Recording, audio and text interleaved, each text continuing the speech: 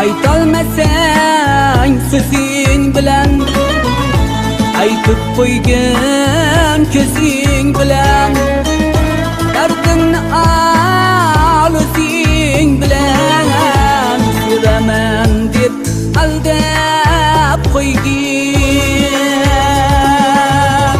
Dardim aytsam bezib, ko'nglim yig'lar sezib.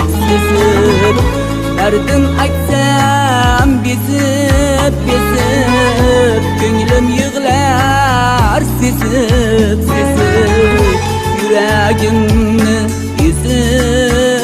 ezib, sevaman deb aldab qo'ygin, sevaman deb aldab qo'ygin. Yuragimni ezib